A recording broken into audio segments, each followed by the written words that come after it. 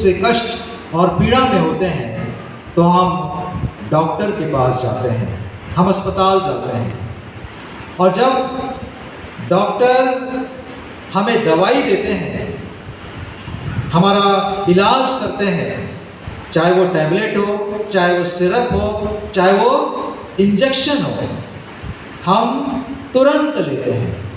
हम ऐसा नहीं कहते कि नहीं, आपने जो टैबलेट दिया है, आपने जो सिरप दी है, उसको 1 हफ्ता के बाद लूँगा। तुरंत लेते हैं, तुरंत, immediately we start taking that और दोज मेडिसिन्स।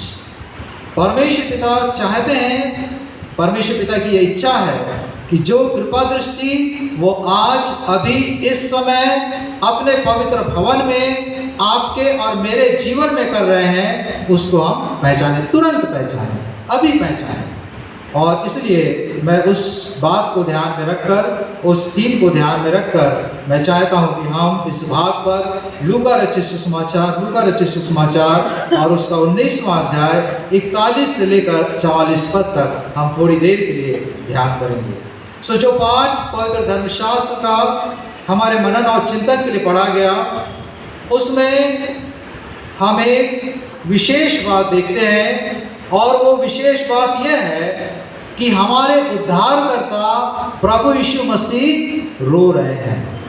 हम प्रभु यीशु मसीह को इस समय में, जब वो यरूशलेम नगर के निकट आए, उन्होंने नगर को देखा। नगर से तात्पर्य नगर और नगरवासी जितने वहाँ पर हैं, जितने लोग वहाँ पर उस समय, उस फसह के पर्व के समय मौजूद हैं, उन सबों से है। सो वहाँ पर प्रभु यीशु मसीह को हम देखते हैं कि वो रो रहे हैं। हमारे जीवन में कई बार ऐसा समय आता है कि हम रोते हैं। हम में से कोई भी ऐसा नहीं है जो ये कह सके कि मैं कभी नहीं रोया। वी ऑल वीप, ये हमारा मानवीय स्वभाव है। रोने के कई कारण हो सकते हैं। कभी कभी जब हम बहुत दुख में होते हैं, बहुत कष्ट में होते हैं, बहुत पीड़ा में होते हैं, बहुत हताशा और निराशा में होते हैं, इमोशनल और फिजिकल पेन में होते हैं, हम रोते हैं। कभी कभी हम दूसरों को देखकर कि वो रो रहे हैं, हम भी रोने लगते हैं, हमारी भी आंखें भर आती हैं, हम उनके साथ रोते हैं। कभी कभी हमारी आंखों से खुशी के आंसू निकलते हैं। Sometimes we shed tears of relief. कभी कभी कितना अच्छा हो गया उसके आंसू में। पवित्र बाइबल में हमें रोने के कई उदाहरण मिलते हैं, और उसके साथ ही साथ रीजंस भी दिया है कि वो क्यों रो रहे हैं। उत्पत्ति 23 और उसका दूसरा पद, उत्पत्ति 23 और उसके दूसरे पद में हम पढ़ते हैं, जब सारा जो इब्राहिम की पत्नी थी, जब उसकी डेथ हुई, इब्राहिम रोते हैं। उत्पत्ति 27 और उसके 38वें पद को यदि आप पढ़ेंगे तो उसमें हमें एसाव के रोने का वर्णन मिलेगा। और आप जानते हैं कि एसाव क्यों रो रहे हैं। वो चाहते थे कि इसहाक से वो आशीर्वाद प्राप्त करें, लेकिन याकूब आशीर्वाद प्राप्त करके जा चुका है, और उन आशीर्वादों को प्राप्त करने के लिए वो एसाव वहाँ पर रो रहे हैं। पहला शमूएल 1:8 आप जानते हैं हन्ना के बारे में। वहाँ पर हन्ना इसलिए रोती है कि उसका कोई पुत्र नहीं है। पहला शमूएल 20 और उसके 41वें पद में हम दाऊद और योनातन के बारे में पढ़ते हैं, जो दोस्त हैं, और वहाँ पर उनके अलग होने का वर्णन है। जब वे एक दूसरे से विदा हो रहे हैं, वे रोते हैं। At the time of their departure, वो दोनों मिलकर रोते हैं। लूका 7 और उसके 38वें पद में हम एक पापिन स्त्री को देखते हैं, जो प्रभु यीशु मसीह के पीछे खड़ी है, और वो रो रही है, और अपने सिर के बाल से उसके पैर को पोंछ रही है, चूम रही है और पोंछ रही है। लूका 22 और उसके 62वें पद को यदि आप पढ़ेंगे तो वहाँ पे लिखा है कि पतरस वहाँ पर रो रहा है। पतरस क्यों रो रहा है? वो इसलिए, आप जानते हैं कि उसने प्रभु यीशु मसीह का 3 बार इनकार कर दिया, और अब उसको रियलाइज हुआ कि उसने क्या कर दिया, और अब वहाँ पर वो रो रहा है। यूहन्ना और उसके 20वें अध्याय और उसके 11वें पद में हम पढ़ते हैं कि मरियम मगदलिनी कब्र के बाहर खड़ी है, और वो रो रही है। दूसरा कुरिन्थियों 2:4 में हमें प्रेरित पौलुस के रोने का वर्णन मिलेगा। दूसरा कुरिन्थियों 2:4 हम पढ़ें उसको। दूसरा कुरिन्थियों और उसका दूसरा अध्याय और उसका चौथा पद।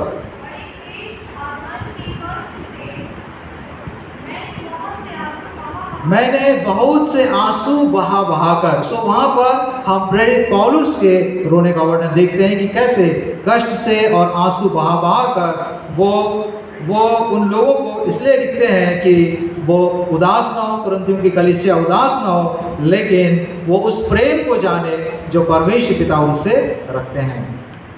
प्रकाशित वाक्य 5 और उसके चौथे पद में हमें यूहन्ना का रोने का वर्णन मिलता है, जो इसलिए रोते हैं क्योंकि दर्शन की उस किताब को खोलने के योग्य वहां पर कोई नहीं है। आप जानते हैं यूहन्ना रचित सुसमाचार उसका 11वां अध्याय उसके 35वें पद में हम पाते हैं कि प्रभु यीशु मसीह रो रहे हैं। प्रभु यीशु मसीह के एक बार रोने का वर्णन हुआ है और यीशु रोया। ये बाइबल का सबसे छोटा पद माना जाता है। यदि हम बड़े पद को याद करने में हमको कठिनाई होती है तो हम इस पद को याद कर सकते हैं। यीशु रोया, यूहन्ना 11 और उसका 35। और यहाँ भी लूका 19:41 में हम पढ़ते हैं कि प्रभु यीशु मसीह रो रहे हैं। यूहन्ना 11 में हम प्रभु यीशु मसीह के रोने का वर्णन पाते हैं और यहाँ पर लूका 19 में हम प्रभु यीशु मसीह के रोने का वर्णन पाते हैं। क्या प्रभु यीशु मसीह सिर्फ इन दोनों ही स्थानों पर रोए थे या और भी कभी वो रोए, और भी कभी उनके आंखों से आंसू बहे? यदि हम इब्रानियों 5:7 निकालें, जब प्रभु यीशु मसीह इस पृथ्वी पर मांस और लहू में थे तो कई बार वो रोते हैं। इब्रानियों 5 और उसका 7वां पद कोई पढ़ सकता है।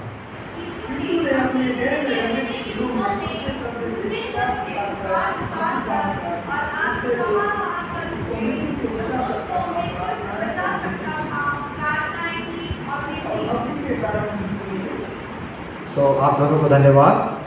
अपनी देह में रहने के दिनों में उसने अर्थात प्रभु यीशु मसीह ने ऊंचे शब्द से पुकार कर और आंसू बहा कर उससे जो उसको मृत्यु से बचा सकता था प्रार्थना। प्रभु यीशु मसीह प्रार्थना के समय में ऊंचे शब्द से पुकार कर, मैं सोचता हूँ ये व्यक्तिगत प्रार्थना के बारे में, ऊंचे शब्द से पुकार कर और आंसू बहा कर परमेश्वर पिता से जो उसको मृत्यु से बचा सकते थे, और प्रभु यीशु मसीह ने क्या की?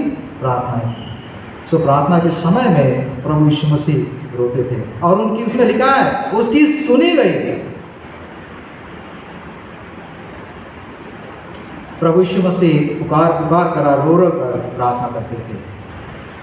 किंतु इस समय में लूका 19 और उसके 41वें पद में जब हम आते हैं और जब वो रो रहे हैं तो उनके रोने का कारण भिन्न है, उनके रोने का कारण अलग है। और मैं चाहता हूँ कि बहुत ही संक्षिप्त में उस बात को हम सब समझने की कोशिश करें कि प्रभु यीशु मसीह इस समय में वो क्यों रो रहे हैं।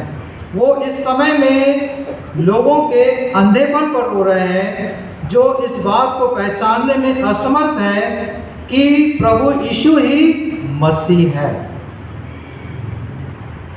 अभी हमने गीत गाया कि जीवन की रोटी यीशु मसीह है। लोग इस बात को पहचानने में कि प्रभु यीशु मसीह कौन है असमर्थ है, और प्रभु यीशु मसीह को न पहचान पाने के कारण उनको जो बड़ी हानि हो रही है उसको स्मरण करके प्रभु यीशु मसीह यहाँ पर क्या करते हैं? विलाप करते हैं, वो रोते हैं। वो इस बात को पहचानने में असमर्थ है कि प्रभु यीशु मसीह ही परमेश्वर के पुत्र हैं। वो इस बात को नहीं देख पा रहे हैं कि प्रभु यीशु मसीह को ही परमेश्वर पिता ने जगत का उद्धारकर्ता ठहराया है। वो इस बात को नहीं जान पा रहे हैं कि प्रभु यीशु मसीह के द्वारा ही उनके लहू से अभी मैं और पश्चिता बात कर रहे थे कि जब डायलिसिस होता है तो उसमें ब्लड चेंज किया जाता है, लेकिन उसके लिए उसी ग्रुप का ब्लड होना आवश्यक और ज़रूरी है। चाहे आपका और चाहे मेरा ब्लड कोई से भी ग्रुप का क्यों ना हो, प्रभु यीशु मसीह का लहू उसको मैच करता है। वो इस बात को पहचानने में पूर्णतः अंधे हो गए थे कि वास्तव में प्रभु यीशु मसीह कौन है। प्रभु यीशु मसीह को पहले से ही मालूम है कि कल क्या होने वाला है, और यहाँ पर उनका रोना उनके विलाप को दर्शाता है। उनको मालूम है कि कल क्या होने वाला है। उनको मालूम है कि आज ये उस समय का वर्णन है जब वो प्रभु यीशु मसीह यरीहो से होते हुए यरूशलेम में आते हैं, और वहाँ पर आप जानते हैं कि क्या हुआ, लोग उनका स्वागत करते हैं। आज जो लोग होशन्ना होशन्ना के नारे मेरे लिए लगा रहे हैं, ये गुरुवार आते तक, आज संडे है, गुरुवार आते आते ये सब के सब बदल जाएंगे। आज ये जो भजन संहिता और 118 उसका 26वां पद, उसमें जो लिखा है उसको कोट कर करके, धन्य है वह जो प्रभु के नाम से आता है, मेरे लिए जो इतना जय जयकार कर रहे हैं, ये आज से 4 दिन के व्यतीत होने पर इनका स्वर ये सब बदल जाएगा। बहुत जल्दी ये पलटने वाले हैं, और प्रभु यीशु मसीह को न पहचानने के नुकसान को देखकर वे रोते हैं। यूहन्ना रचित सुसमाचार 11वां अध्याय और उसके 35वें पद में रोने के लिए जो शब्द उपयोग में लाया गया है वो है डेकुओ। डेकुओ जिसका अर्थ है, ग्रीक में जो शब्द है डेकुओ, जिसका अर्थ है to shed tear in a very gentle manner, gentle way में। आप जानते हैं मिस्टी आइज, हल्का सा आंसू आएगा। कई बार लोग जान भी नहीं पाएंगे कि आप रो रहे हैं कि नहीं रो रहे हैं। वो हल्का रोना है, बस आंखें नम होने का अर्थ देता है। यूहन्ना 11 और उसका 35वां पद। लेकिन यहाँ पर लूका 19:41वें पद में रोने के लिए जो शब्द ग्रीक में उपयोग में लाया गया है वो है क्लेयो, जिसका अर्थ है टू सॉब बिटरली, अनकंट्रोलेबली, इनकंसोलेबल, जिसके लिए मैंने सिसक कर रोना, बिलख कर रोना। जिस समय आपको यह समझ में नहीं आता है कि मैं क्या बोल के सामने वाले को ढाढ़स दूं, उसको मैं कैसे करूं, क्या उसको साथ बैठा रहूं, क्या उसके बगल में रहूं, कि उसको अकेले छोड़ के चला जाऊं, मुझको समझ में नहीं आएगा कि उसको कैसे करके मैं हिम्मत दूं। और यहाँ पर लूका 19 में यही शब्द उपयोग में लाया गया है।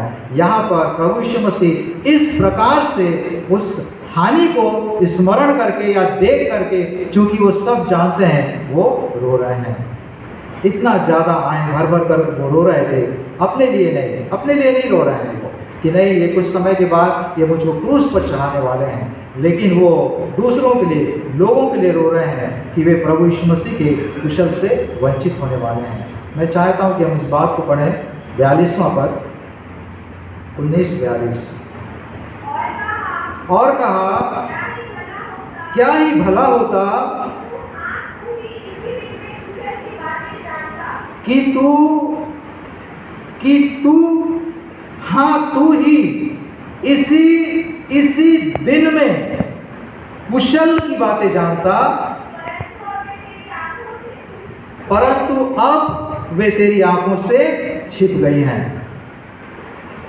To make it more clear, अगर आप अभी पढ़ सकते हैं, आप में से कितनों के पास मोबाइल में बाइबल है, मैं चाहता हूं कि इस वर्स को आप इंग्लिश में पढ़ लीजिए। I want you to read it in English.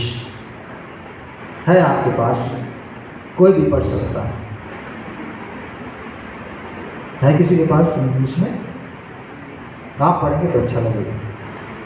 पढ़ दो बेटा, यू हैव, पढ़ दो बेटा, पढ़ दो। Look chapter 19 verse 42।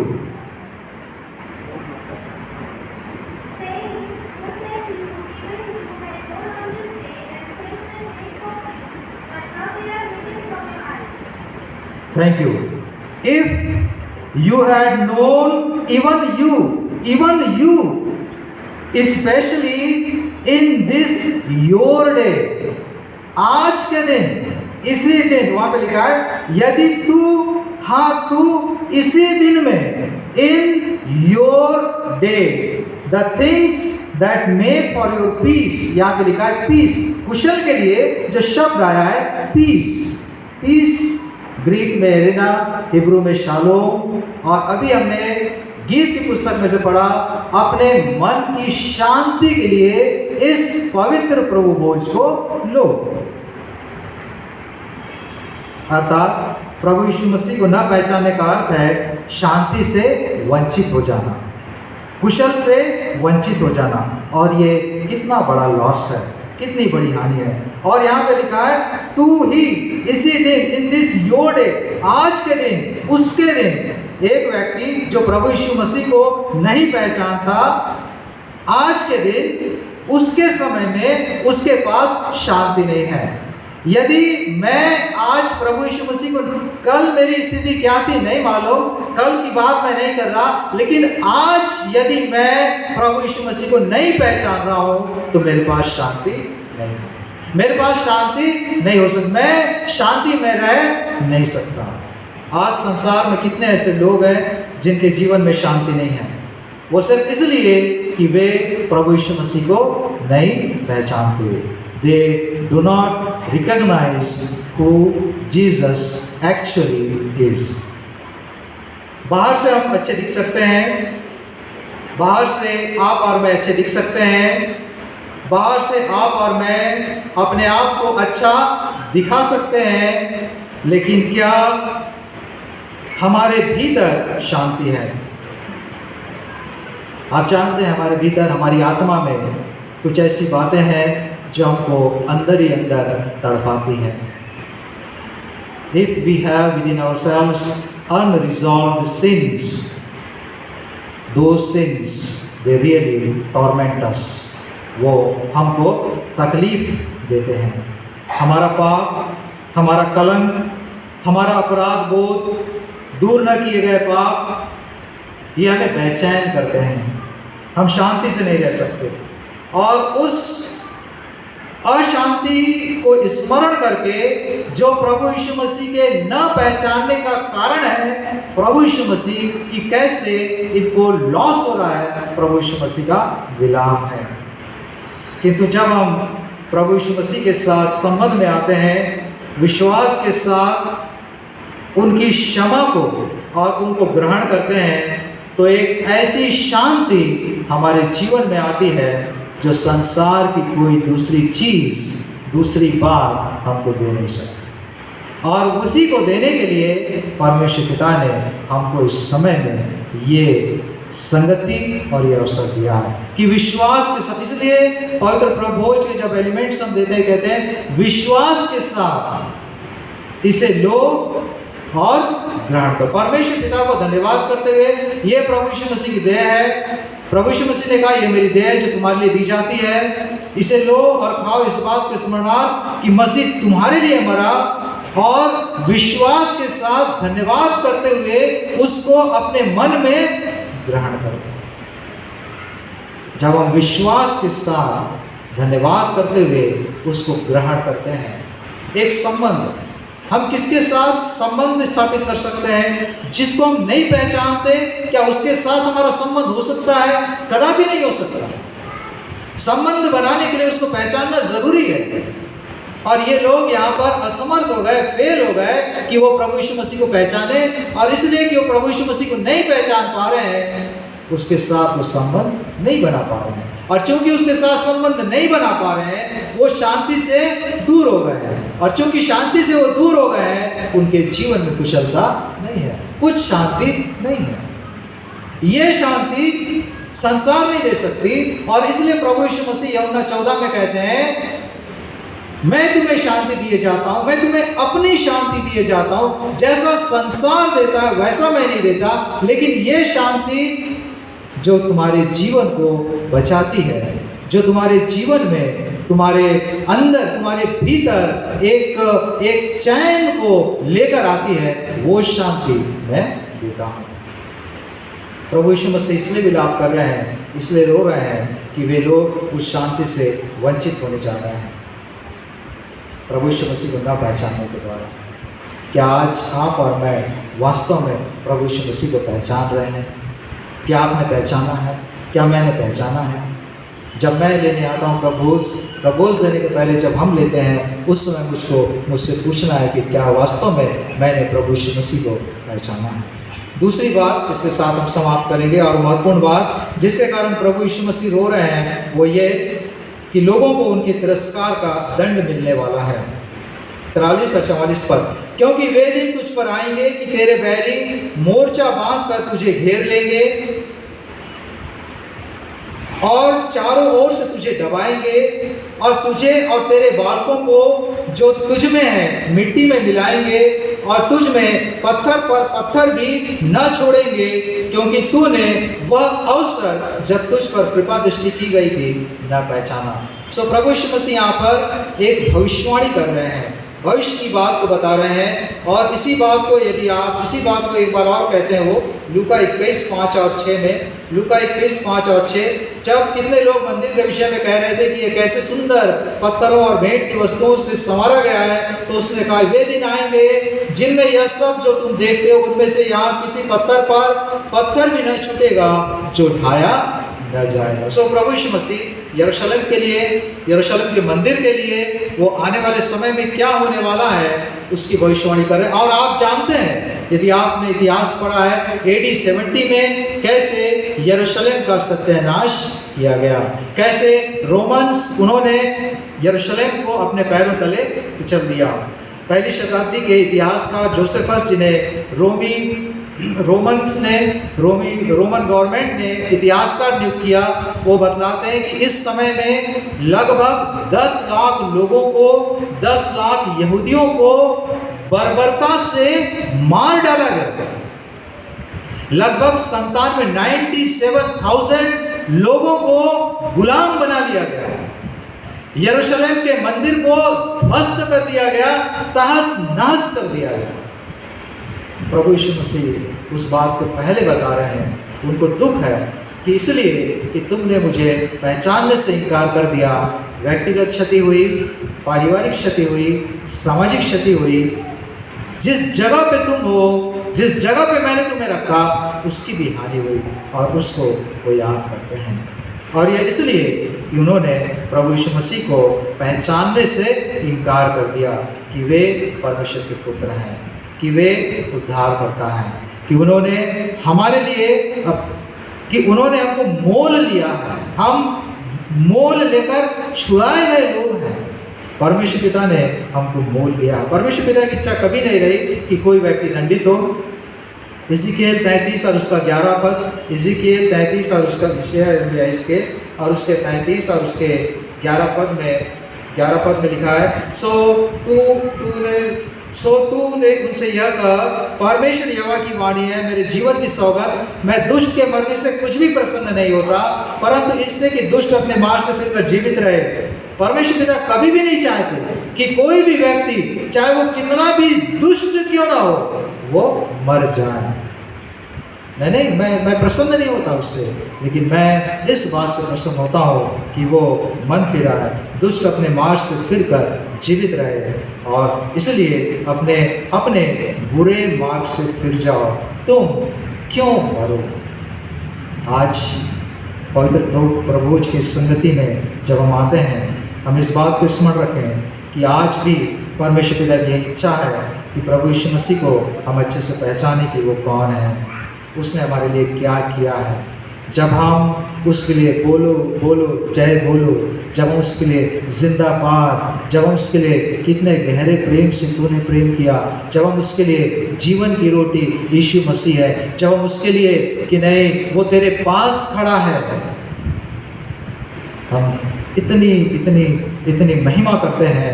तो इस बात को पहचानने के लिए कि वास्तव में वो कौन है, वो परमेश्वर के पुत्र मसीह हैं, उस बात को स्मरण करके अपने जीवन में उनके साथ व्यक्तिगत संबंध को दृढ़ करने के लिए हम कायल किए जाएं। और आज एक बार फिर से परमेश्वर पिता को मौका दे रहे हैं कि पाप के भयानक परिणाम से, पाप के भयानक दंड से, जिसकी बात मैंने अभी बताया कि उसके कारण क्या परिणाम आया, क्या दंड आया, क्या जजमेंट उन लोग को फेस करना पड़ा जब यरूशलेम का तहस नहस हो गया, उसी प्रकार से हश्र हमारा भी ना हो, मेरा भी ना हो, आपका भी ना हो, उसके लिए आज परमेश्वर पिता हमको यह अवसर दे रहे हैं कि हम उस कृपा दृष्टि को तुच्छ न समझें, लेकिन